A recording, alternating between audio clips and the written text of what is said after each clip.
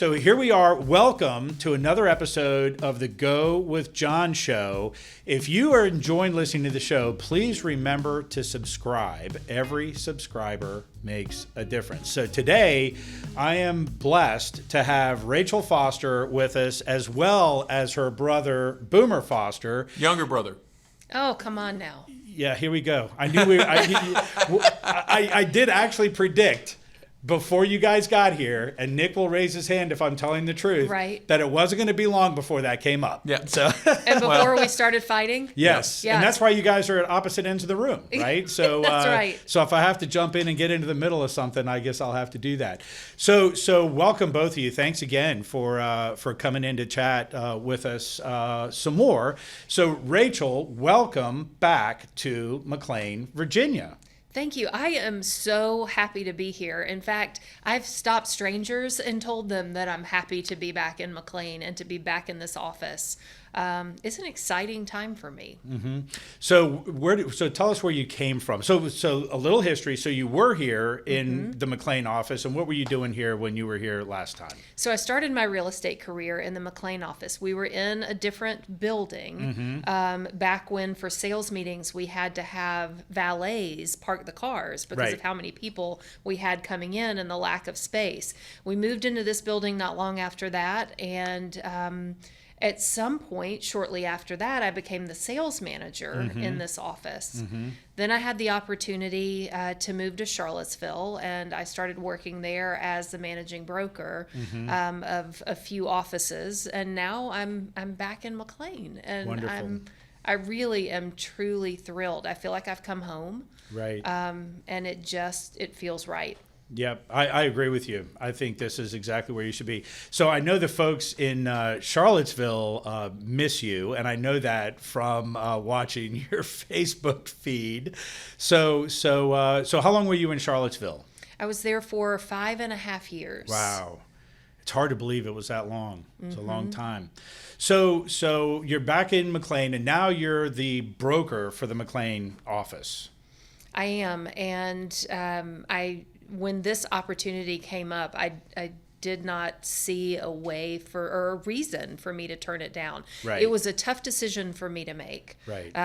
In fact, probably one of the more difficult decisions because I loved my agents and still love my agents in Charlottesville. Right. They are my family, and they were really good to me. And so I hated to make a decision that would hurt them. But this was the right thing for me personally. It was the right thing for my family. And I could not be happier. So they were probably just as sad to lose you as we were sad when you left us the first time. So we know. I love letting people down. It is a very difficult thing because I don't, I really don't like letting people down. I want to do my very best for everybody that I serve. Right. And I feel like I was created to serve people. I like being in a position to support people and to make sure that they have what they need.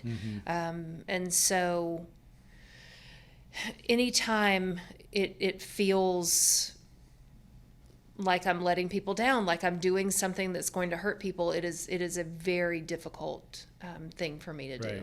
Well, the good news is you're only a phone call away or a Facebook post away. So you're still there for Charlottesville, just like you were still here for McLean when you were in Charlottesville. So it all works out in the end, hopefully, for everyone. Absolutely. And, I think that social media can be both a blessing and a curse, because there are a lot of things about social media that have become more and more difficult. But it is really a blessing to be able to stay connected with people when you're not living close to them. So I agree. When I was away from here, or former students of mine, or, people that Boomer and I grew up with in Georgia, Facebook allows us the opportunity to stay connected with people that we love in a way that we could not have done without something like that. Right. That's absolutely true, and I agree.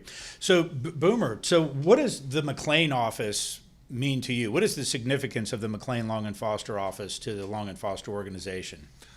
Well, that's easy. I mean, the McLean is one of the most special offices I've ever been in, and there are a few offices that are like this, but very rarely do you actually walk into a place where there's such camaraderie There's that abundance mentality, and there are just people buzzing around and being hugely successful, but so willing to help everybody else. I mean, if you walked in here and you talked to any of the top producers in this office, they give it their time freely. They don't have monstrous egos.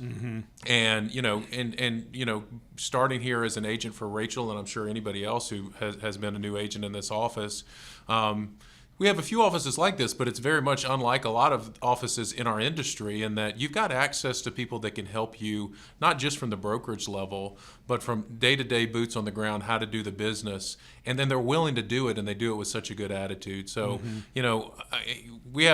when you come into an office like this, it always feels good. I come in here probably once or twice a year to give a speech, and the people I walk out getting more from the meeting of being around the people with the type of personalities and characters they have than certainly anything I could have ever brought to that meeting. So it's a special office. It's always been one of our most productive office, but it's always been one of the most fun places for me to be an outsider, so to speak, to get to see. And, I was never an agent in this office. I did it in a different place. Where were you an agent? I was actually an agent in our Ashburn office. When I first moved up here from South Carolina, I lived in Leesburg, and I didn't know anybody, so I had to learn how to prospect. And I had to do expireds, withdrawals, and for sale by owners. And the broker there at the time was a guy named Dennis Bruce, and he did a lot of great training on expireds and withdrawals and prospecting. So I didn't have a sphere to work, so my uncle and my cousin thought that would be a great place for me to start, and they were right. But at the end of the day, back to McLean, it is just a special place, and I don't think there's any denying or arguing that. Right. So go ahead, Rachel. Well, I was going to say it's interesting because when Boomer started talking and using the words that he was about how special McLean is, I thought, it's a feeling that I want to bottle and carry with me. And I felt like I did to Charlottesville to be able to say, this is the culture that I am used to, and this is the culture that I want to build here. And so when Boomer said that when he comes and gives speeches here and he leaves and he still feels that joy and passion and attitude of abundance, that's the same idea I had. Like, I want to bottle this and take it with me because it is special. Right. Well, also I found my fiance here. Right. So that doesn't stink. Right. It must be a pretty cool office Yeah. if there's somebody here willing to say yes to me to get married. Absolutely. A very important point that needs to be made is that I hired his fiance as a brand new agent in this office. So I guess I have Rachel to thank for my life of wedding Here we bliss. go. Hey, I will say that it's really interesting sitting here because I didn't realize this was about Rachel and I get to be the sidekick because the nature of my job is I don't get to be the sidekick very often, and it brings back a lot of resentment from my childhood and growing up with Rachel and always being Rachel's brother. I mean, it was a terrible way to grow up. And when I finally was able to go off to college and make my own way, it was just such a freeing thing. But you're bringing back some very hurtful memories for me today, John. I'm happy to do it for you. Yeah, thank you very much. I just wanted you to know. Thanks. So, John, may I tell a quick story? Tell the story. The night before I was named as the sales manager here, Boomer says to me, "Oh, that's right. We're introducing you tomorrow in management at the all company managers meeting." And I said, "Oh, okay." Like, I didn't know what that meant, right? So the next day, each manager who's being introduced, if there's been a change or somebody new, they're asked to stand up when they're being introduced and sit back down. I get mysteriously left until the end. Right. So Boomer is announcing, and he says, who the managing broker is in this office. And then he says, and our new sales manager in the McLean office is Rachel Foster. And I do what everybody else did. I stand up and I sit back down. Yeah. And he goes, "Oh, no. You stand back up." He's walking toward me from across this ballroom with 250 people in the room.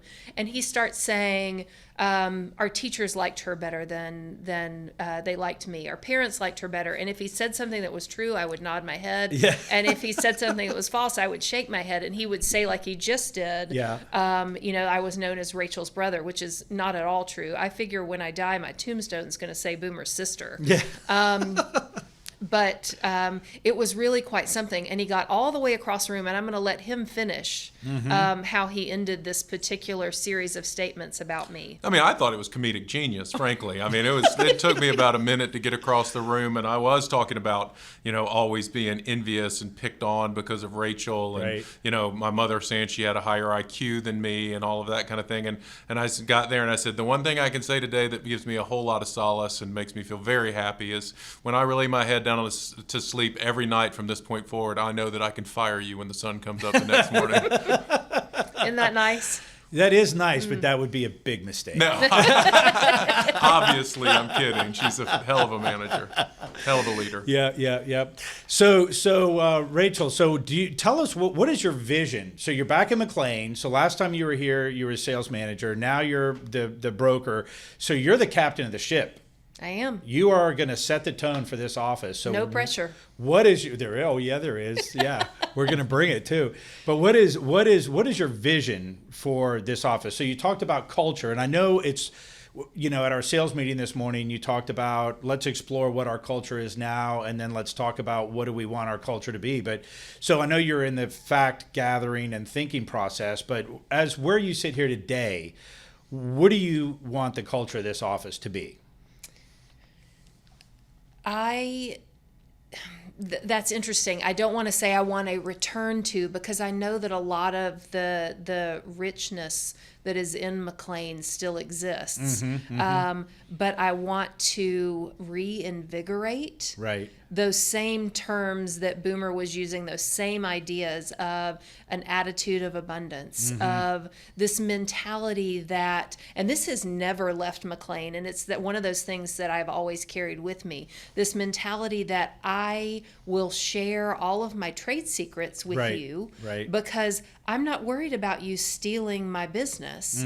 I believe that and I mentioned this in the sales meeting this morning, as the tide rises, all boats rise. So let's all be great together. So this idea that we collaborate, that we support one another, that we lay down our own things in order to support the other, coming, around and beside new people and helping them get their feet under them. There's so much excitement that can happen in a real estate office, and this office has always been very active, very exciting. It's the kind of place that you want to come to work.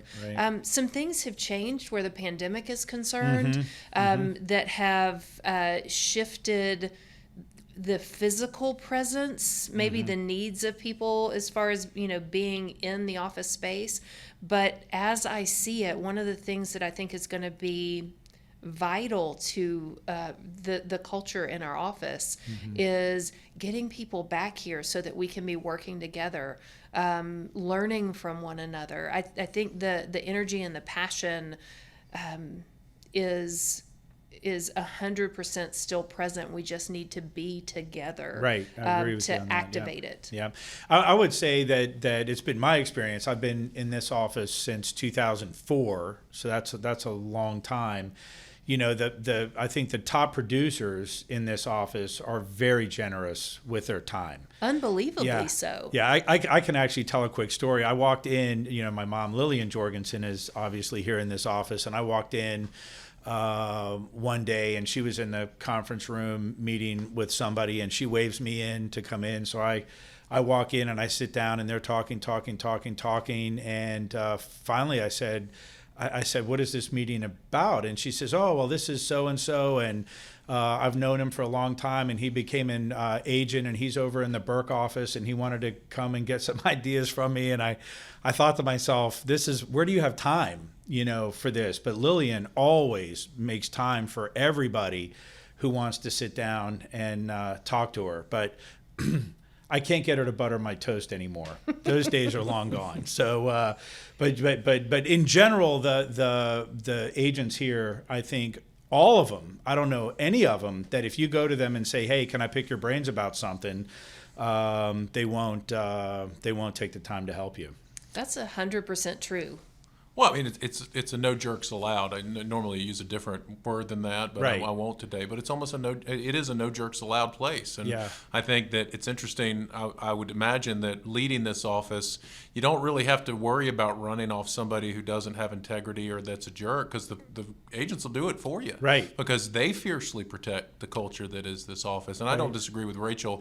COVID, and even pre-COVID a little bit, technology has gotten agents to the point where they can be so mobile that, unlike when we first started this business where you'd have to stand beside a fax machine, or you needed to meet your clients to do wet signatures on a contract or a listing agreement, pretty much every bit of your business right now you can do from your phone. So Right. the idea of these vibrant offices that are buzzing with activity is going to be a challenge as we move forward, not just in our company or in our industry. It's going to be like that in a lot of different industries. So where we're focused is being very intentional about the preservation of one of the things that made this company great, which is the culture and the camaraderie that we all enjoy. Fantastic. So this is a great place. We're going to take a quick break, and we will be back with more from Boomer and Rachel Foster. Stay tuned. If you're interested in expanding your audience and growing your business, consider being a sponsor of the Go with John show. If you're tuning in, so are potential customers.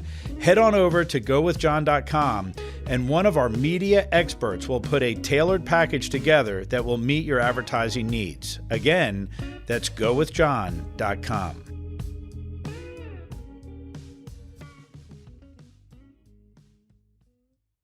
All right, welcome back. We're still here with Boomer and Rachel, so thanks for sticking around. So, Boomer, so tell us what went into the decision-making process to bring Rachel from Charlottesville, where she was much loved, back to McLean. Well, the McLean office adds a little bit, an added level of complexity when you're talking about replacing managers. I think anytime we have a manager that either makes the decision to go do something else or that we make that decision for them, anytime you're faced with something that feels adverse or adversity, we try to look at it as an opportunity. How can we take what we had in this place and actually make it better? So normally what you look for in a manager in general is somebody that can attract agents to the office, can retain the agents that they currently have, that does a fabulous job with training, coaching, mentoring. They can or have a business sense, can manage a P&L, and that understands the importance of our affiliated businesses, the all-inclusive approach. So when this happened here in McLean and the prior manager took a different type of job at a different company, we looked at it as, hey, this is an opportunity for us to just continue to take where McLean currently is and just make it even better and better. And we put everything on the table. It's who is going to fit best in this role. And it didn't take long to figure out that, I'm not the brightest bulb in the pack, but it didn't take long to figure out that Rachel was going to be the best fit for the role. I mean, we had lots of good candidates for the role. Everybody and their brother would love to raise their hand and say, yeah, I'll run McLean, because it's a dream job for a managing broker. But when you think about those things you look for in a manager, Rachel checks every box. And it's very rarely. We've got some that check every box, and all of our managers are normally the best in their marketplace, but it's hard to find somebody that can do all of those things, and she did, and she's proven that. And in addition to that, the added kind of bonus is she wasn't walking into a place where she didn't know anybody. Right. So she had been here, she had formed relationships with people, she had garnered trust with the folks that are here. So at the end of the day, the issue wasn't who we should put in there, it's whether she would come. Right. Because she was very happy in Charlottesville. She was running 3 of our offices down there. She was knocking it out of the park with growth. Her agents did not leave her. She does she's a school teacher, has got her PhD, and was a teacher at one time. So from a training, coaching, mentoring perspective, she's fabulous at that. And so she checked every box. The challenge we face in that decision, though, is her last name's Foster, and a lot of people would think, well, gosh, that should be a step up for her. And what I know, having gone through this, my uncle hiring me here as a manager, and then as an agent, and then a manager, then a regional manager, and now president, is that actually makes things harder, because the expectations on you are that, well, first of all, the assumption is you got your job because of what your last name is. So at the end of the day, you've got to work that much harder and be that much better and perform that much better than other people. And so it's a big challenge, and I knew that was going to be a hard thing for me to put on her. So the decision as to who we thought would do the best job was a relatively easy one, and I know it's the right decision. I mean, we already know that just a week into her being here, people love her. But the nepotism piece and having to prove yourself is something I wouldn't wish on anybody, because I had to go through it, and it was always very challenging. But she wears it well, and she does a fabulous job, and has done a fabulous job everywhere she's been. I will say, as we thought, as Rachel's moved up through the through the organization. I've been more of a detractor of hers in the past. I mean, when she came on as an agent and she was in the McLean office, I can remember Lonnie Plaster at the time came to me and he said, I'd like to make Rachel the assistant manager in the McLean office. And I was like, you don't need to do that. She's not ready. She's not ready yet. And she comes into McLean and she does a really good job and people love her. And she proved me wrong. And then Scott Shaheen, who was the manager, the regional manager down in our Central Virginia region at the time, said, I would love to hire Rachel to be the managing broker of our Charlottesville Old Ivy office. I said, you shouldn't do that, man. She's not ready yet. I think she needs some more seasoning. She doesn't even, she's just now getting her broker's license. And that's a big risk to take. And he said, no, I really want to do it. Again, she proves me wrong. This is the first time we've hired Rachel to something that I fully believe that she's actually ready for it. And now I assume that, and I know that she's going to prove me correct. Oh, there's no question about it. Yeah. Well, and to be fair, we had this conversation during the earlier podcast that you and I did, John, about the fact that I knew I wasn't ready either. I told you the story about Lonnie asking me to take over as sales manager, and I said, I probably didn't say it like this, but have you lost your mind? Right. I was scheming to figure out how I could get to him first. Right. To make sure that this didn't happen. Yeah, so, it's, I'm happy that I proved Boomer wrong. I'm always happy if I do that. But I am deeply grateful for the trust that he has put in me, bringing me back here, because it is a challenge, but it's something that I am really excited to face. So what went through your mind? I know it was difficult for you. So it was easy for Boomer this time. The other two times, not so much. But so what went through your mind as far as, I know you said it was difficult and you didn't want to leave Charlottesville, but what other factors did you consider before coming to take this position? Well, it went through my mind, and when I was on the phone with him, it came out my mouth. Right. Because I'm a planner, and it is helpful for me. I was about to say I need to know, but it's helpful for me to know steps ahead. Yeah. And there was no chance that I was going to know steps ahead on this move, only because everything happened so fast. I cannot describe to you how thankful I am for both Boomer and Diana and the help that they gave me in the moral support, the emotional support, and also just like being present and helping me figure out how do I move my home this quickly? How do I make these decisions? But just on a very basic level, what went through my head was excitement about returning to McLean. I do honestly from the beginning feel like I knew that I was coming home to family when I made the decision to do this, but nothing at that time could overcome the struggle I had with knowing that I was going to be hurting people. In fact, Diana and I have spoken recently about this, because she said over the weekend prior to this one, you seem more excited. And I said, it was hard for me to come to a place of joy and excitement about this move while I was still going through this process of letting people down. And that is still very hard for me. I described my agents in Charlottesville as family, and they are. So making this decision was difficult, but now that I'm here, there is a lightness to the way that I feel, because I realize how surrounded I am by people who also love me and support me and want me here, and are eager to see us grow and return to a culture that we had several years ago. Right. And I think there are a lot of people who want to roll up their sleeves because we all care about this place and the work that we do and being professionals and being the best, that people really have approached me and said, maybe not these words, but we want to roll up our sleeves and dig in and get this done. We want to return to the office. We want to return to that level of excitement and passion. And so here we are. Yeah. No, I'd also say, our and she didn't mention this, which surprises me a little bit, but our faith is something that's huge in both of our lives. So, coming to a peace with decisions isn't just it's not just an academic decision. It's a spiritual decision for us with whatever we choose to do. And so when I first asked her, I said, I didn't ask her, I said, Rachel, you're going to come back to McLean, and we're going to need you to do that in the next few weeks.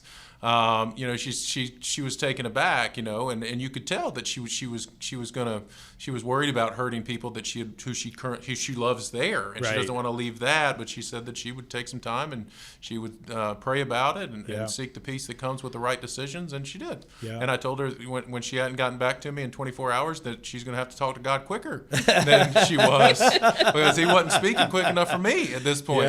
Yeah, he's telling the truth. Those were the exact conversations that we had over about 24 hours. Yeah. But he's right. I mean, where we go in our walk with God is everything to us. And so being smart enough maybe isn't the right word, but being tuned in enough to stop, because our world is so fast-paced and distracted, and so it's sometimes, maybe a lot of the times, it's hard to pause and listen. But we both really strive to stop and say, all right, where am I supposed to be? Where can I be of most service? And that's where I'm going to go.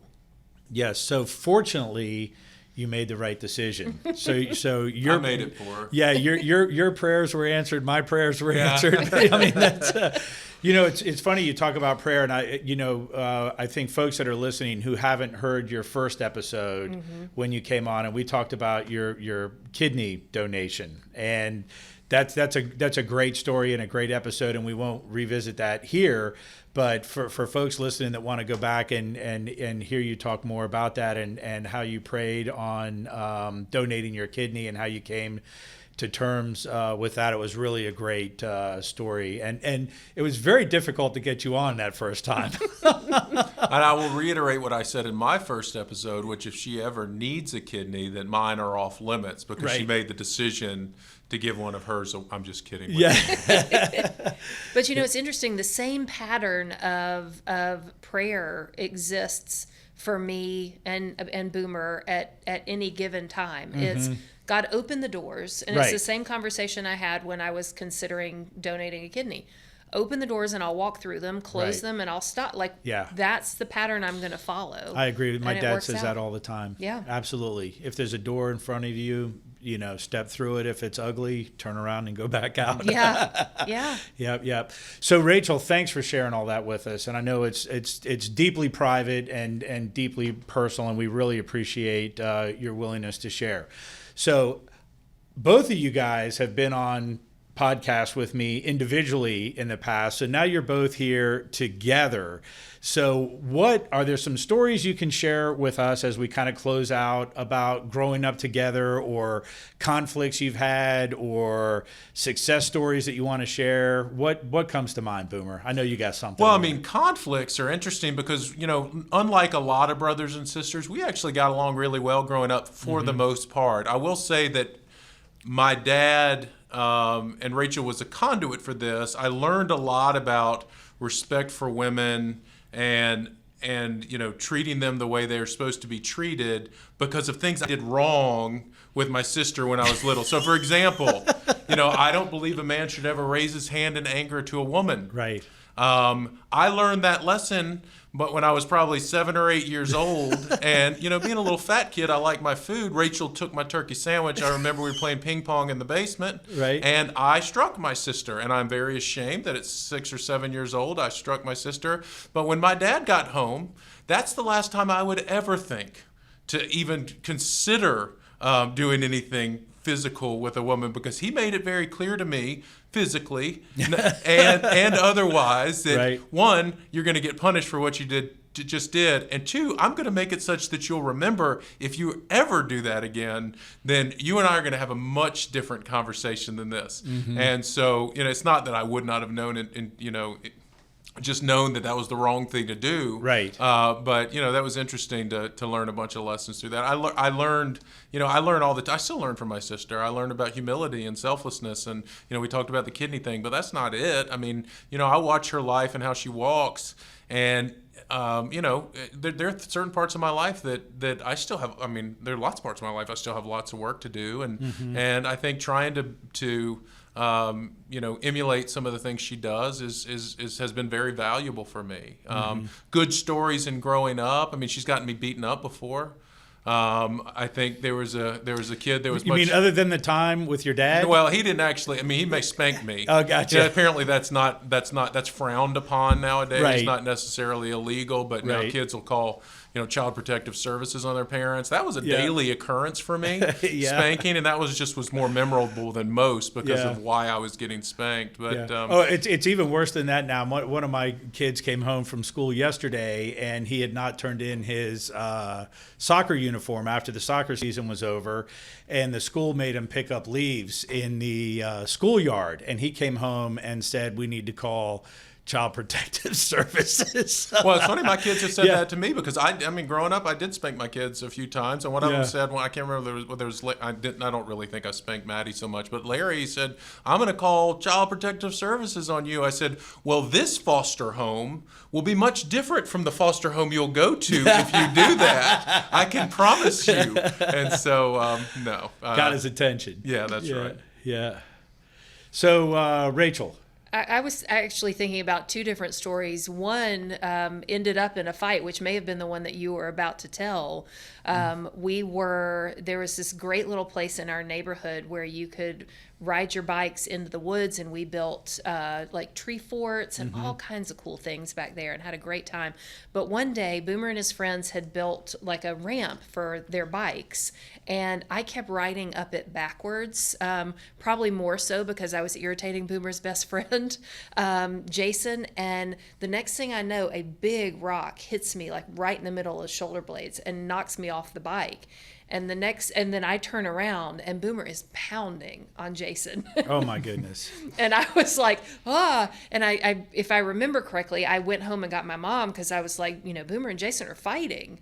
But we have always from this is when I expose myself as older than my brother. It's a terrible, terrible thing that I have to admit that. But finally, after all these years of trying to hide it, from the day they brought him home from the hospital, I was 13 months old, and I thought he was a doll for me to like play with and take care of. And so I don't know that we had much conflict at all growing up, which is really nice. We've always been really proud of one another, and just happy for each other's success.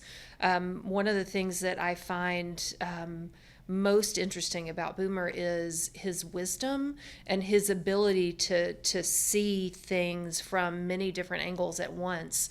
And a lot of times I will go to him to say, I'm struggling with this thing, and he can see it from a different perspective than I do because we're built differently.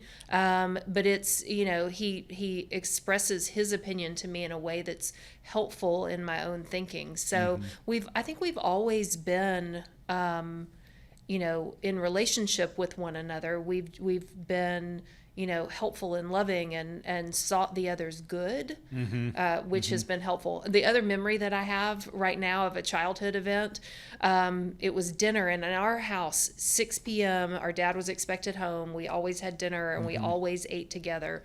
And I remember opening the door, the kitchen door that led out into the garage, and yelling, and I used his given name. So I was like, "Larry, dinner." And then I hear him scream. And I turned over my shoulder to my mom, who was cooking, and I said, I said, "Boomer's hurt." And I slammed the door and went running. And I find him down at almost at the T where our road hit the next, hit Bambi Lane. And his finger was stuck in this between the chain and the sprocket of the bike. Yes, that's never good. And I didn't have free will, so you couldn't roll it backwards to get out, and I had to roll myself all the way around. Ouch! And it wasn't stuck by the time she got there because I had actually rolled it all the way around, and I was just coming up with it. and the finger was only hanging on by the skin, and it just Yeah. went like that. Oh, my goodness. Rachel passes out. I mean, she's like laying on the concrete, and I can't figure out whether I should be upset because my finger's chopped off or because any help. Rachel's laid out on the ground. I'm like, are you serious? It always has to be about you. This is about me this time. Oh man. But no, I came to, and I was on the neighbor's couch, and they were at the hospital dealing with that. We could probably go on for hours about Right. childhood stories, but we grew up in, our mom was a stay-at-home mom. Our dad worked and outside the home, and Well, don't suggest that stay-at-home moms don't work. I would not suggest that. Absolutely not. That's a thankless job. Yeah, that is It is a thankless job. And it's job. way harder than any It job is. I've ever done. It is. Absolutely. And I don't have kids of my own, but when I have taken care of Maddie and Larry as they've been growing up, my niece and nephew, I realized very quickly that the kind of attention and energy and just ability to stay up and on is it may be beyond me. And I would leave my kids with Rachel when I would go on gold team trips and other Right. things like that. And I can remember every single time I would get back, and it would be Rachel and my mom, or just Rachel or whatever. And the moment I walked in the door, you don't really want to be in the door because she's going to shove you out of the way, get into her car, and burn rubber out of our driveway. It's like They had to go one time when Larry was maybe 3 days old. They had to go back to the hospital. So Maddie's 3 years old, Larry's 2 or 3 days old. And when they got back from the hospital, I'm sitting on the couch holding Larry, and Maddie is riding her tricycle around the kitchen island, and the house is a huge mess. And Boomer just looks at me, drops his chin, and shakes his head. And I was like, they're both alive. yeah, and that's all you can really ask for as you It do. is. Oh, You get I back, do. They're It's not a- poisoned. It's unbelievable. It's unbelievable how hard it is to raise kids. Yeah, so I have a it's- huge amount of respect for parents, especially parents who stay at home and make that happen day in and day out. That's just an amazing thing that I feel we were blessed to have that with our mom. Yep. Yeah, good deal. Yeah. Well, listen, you guys are awesome. I'm so grateful to be part of this organization, and grateful to know you both, and grateful that you're both willing to sit down and chat with me whenever I ask. It's amazing, and that's one of the really nice things about being part of this organization. If you need somebody, you need to talk to somebody, you guys are there in more ways than you can imagine. And Rachel, you're going to be amazing. You were amazing before. Your energy, your thinking, you're always creating, you're always teaching, you're an excellent teacher. I think that I remember when you were here last time, and I was in and out all the time, you were always down in the cafe with a group of somebody teaching somebody something, right? I didn't stick around much. I think Lillian stuck around more than I did, but we're really grateful to have you back. Thank you for sharing the stories. Thank you for sharing your vision with us, and we look forward to you having great success here in McLean. Thank you. I'm thrilled to be back, truly, John. And thank you for inviting us. This has been great. I just would be interested to hear all the good things about myself, since we said all these things about her. But we're Yeah. lucky to have you, John. Well, You're a thank you. fabulous guy. Thank you. And I do. That's right. And I'll tell you, these podcasts are really good. Yeah, I've been listening to them, and they're Thank fabulous. You. Yeah, some of them. I think most of them are good, but thank you for that. Yeah, I think they're very useful. I think they serve a purpose, and I think the folks that listen to them find the purpose in them. So thank you for that, Boomer. Yeah, man. Yeah, good deal. Thanks again, guys. Yeah, All right. thank you. Thank you.